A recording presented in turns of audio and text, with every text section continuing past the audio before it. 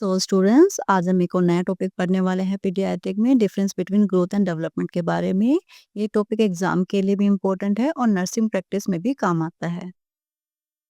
अब हम बात करते हैं कि हम ग्रोथ एंड डेवलपमेंट को कैसे डिफरेंशिएट कर सकते हैं। जैसे कि ग्रोथ एंड डेवलपमेंट हम क्यों माने कि वो एक दूसरे के अपोजिट है। वो कैसे है अपोजिट? तो हमारे कुछ बेसिस है।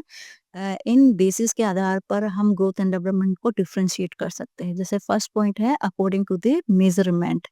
Growth is a measurable based on the height and weight. जैसे कि ग्रोथ वो होती है जो कि जिसे हम नंबर्स या फिर क्वांटिटी में मेजर कर सकते हैं। जैसे कि हम बच्चे की हाइट को मेजर कर सकते हैं। हाइट को इन्फेंटोमीटर से मेजर कर सकते हैं, राइट?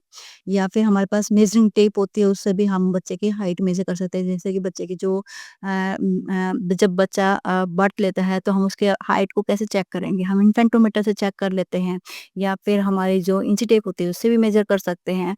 तो इसमें हमें पता लग जाएगा कि बच्चे की हाइट एट द बर्थ कितनी थी, 50 सेंटीमीटर थी, 45 सेंटीमीटर थी। कैसे पता चलेगा? एक मेजरिंग टेप से पता चल जाएगा।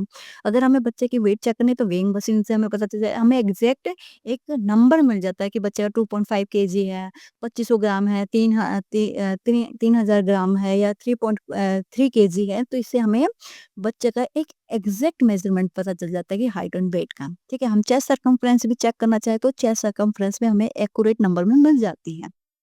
लेकिन अगर हम डेवलपमेंट की बात करें तो नॉट मेजरेबल इन नंबर्स। तो डेवलपमेंट को हम नंबर्स में मेजर नहीं कर सकते हैं। जैसे कि किसी का बिहेवियर चेक करना हो तो हम एग्जैक्ट नहीं मेजर कर सकते कि बच्चे का बिहेवियर कैसा है, हम कितना है।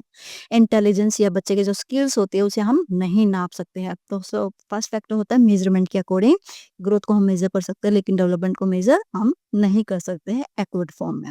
सेकंड है according to the time period. तो growth is a limited from the childhood to the adulthood. तो ग्रोथ एक सर्टेन समय तक होती है, जैसे चाइल्डहुड से अडल्टहुड तक। उसके बाद जो हमारी हाइट या जो बेसिक बॉडी का जो साइज होता है वो बढ़ना बंद हो जाता है, लेकिन जो डेवलपमेंट होता है वो लाइफ लॉन्ग होता है। तो कहने का मतलब ये है कि ग्रोथ एक एज में आके, जैसे कि बच्चा 17-18 साल तक ही अपनी हाइट को निकाल पाता है, ज्यादा से ज्यादा 19-20 साल तक निकाल पाएगा। उसके बाद क्या हम पूरा जिंदगी भर हमारी हाइट बढ़ती रहेगी? नहीं, वो एक एज फैक्टर्स में आके वो रुक जाते हैं, स्टॉप हो जाते हैं। ठीक है? लेकिन जो डेवलपमेंट रहता है वो लाइफ लॉन्ग, जब तक हम जीवित रहते हैं, जब तक हमारा वो चलता रहता है। जैसे कि डेवलपमेंट पूरे जीवन भर चलता रहता है। हर उम्र में हम कुछ ना कुछ सीखते रहते हैं, समझते हैं, और अपने में धीरे धीरे कुछ ना कुछ डेवलपमेंट देखने को हमें मिलता रहता है। नेक्स्ट बेस है outcomes changes size and shape only. Growth सिर्फ हमारी साइज और शेप में बदलाव करता है, जैसे कि बच्चे का हाइट का बढ़ना, वेट का बढ़ना, या फिर ये जो वेट होता है वो हाइट बढ़ भी सकते हैं, कम भी हो सकते हैं। तो ये ग्रोथ के फैक्टर्स होते हैं कि हम उसको बढ़ा भी और कम भी सकते हैं। लेकिन जो हाइट होती है वो जब जैसे जैसे हम बढ़ते जाएंगे और एक ओल्ड एज में आएंगे तो हमारी हाइट क्या हो जाएगी, धीरे धीरे कम होते चल जाएगी। तो ये ऊपर नीचे चलती रहती है ग्रोथ। लेकिन जो डेवलपमेंट होती है वो इम्प्रूव होती रहती है depending upon the skills, intelligence and social behaviour. तो डेवलपमेंट से स्किल्स, इंटेलिजेंस और सोशल बिहेवियर इम्प्रूव होता है। जैसे कि एक बच्चा बोलना सीखता है, फिर उसके बाद बोलने के बाद वो जो धीरे धीरे छोटे छोटे शब्द बोलता है, उसके बाद 2-3 वर्ड्स बोलने लग जाता है, फिर उनके मीनिंग समझने लग जाता है। तो बच्चा कुछ ना कुछ धीरे धीरे इम्प्रूव करता ही रहता है अपनी लाइफ में।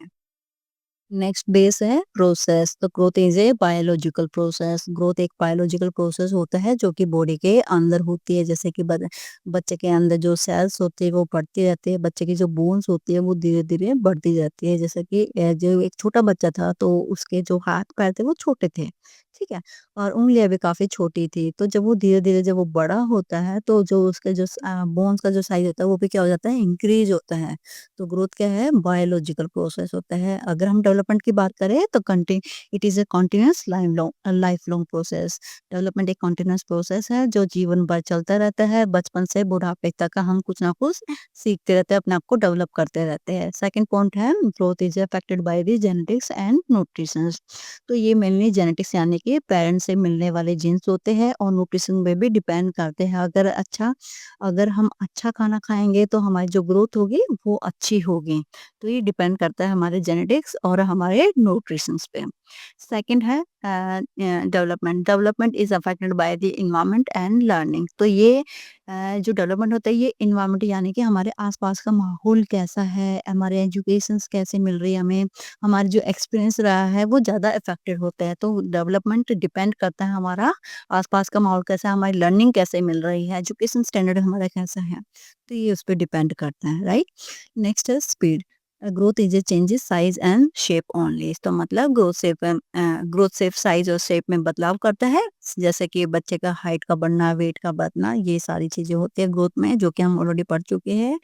नेक्स्ट है डेवलपमेंट। डेवलपमेंट की जो स्पीड होती है वो कैसे होती है? Slow and gradual. तो डेवलपमेंट स्लो और ग्रेजुअल होती रहती है, तो धीरे-धीरे हमारे जो डेवलपमेंट होती है वो धीरे-धीरे ही होगी। एकदम से ऐसा नहीं कि आज मैंने कुछ पढ़ा और एकदम से मेरे को याद हो गया, नहीं। वो धीरे-धीरे जब मैं उसकी प्रैक्टिस करती रहूँगी तो मेरा जो इंटेलिजेंस पावर है वो धीरे-धीरे ही डेवलप होगा। तो ये स्किल्स धीरे-धीरे ही डेवलप होते हैं। तो ये आते हैं हमारे डेवलपमेंट के। तो डेवलपमेंट की जो स्पीड होती है वो स्लो होती है, वो ग्रेजुअल होती है। और जो ग्रोथ की होती है स्पीड वो चेंजेस साइज़ एंड शेप में होती है सिर्फ।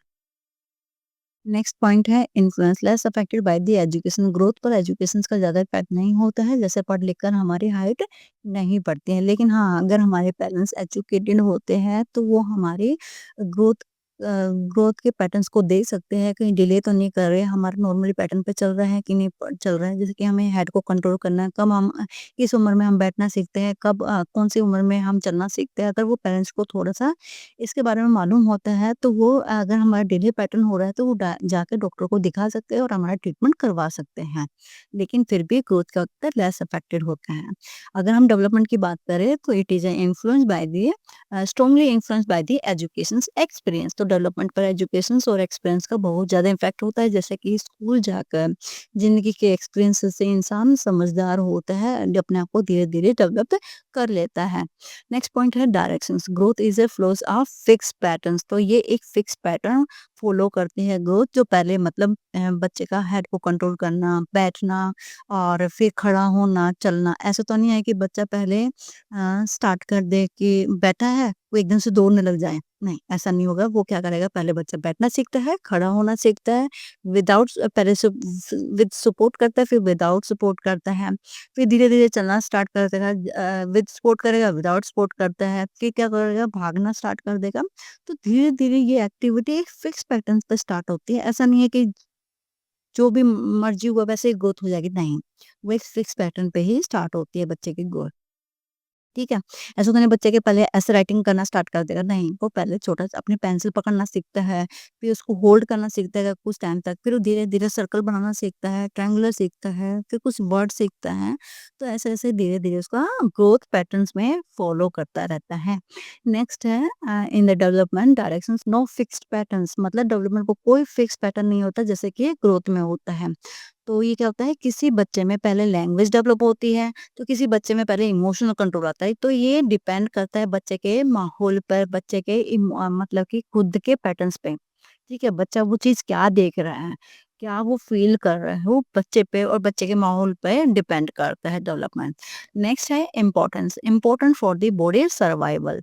ग्रोथ हमारे बॉडी के जीवित रहने के लिए बहुत ज़्यादा इम्पोर्टेंट होती है। अगर हम डेवलपमेंट की बात करें इम्पोर्टेंस में, तो important for the personality and adjustment. मतलब डेवलपमेंट पर्सनैलिटी बनाने में और हमारी सोसाइटी में हमें एडजस्ट होने के लिए इम्पोर्टेंट होती है।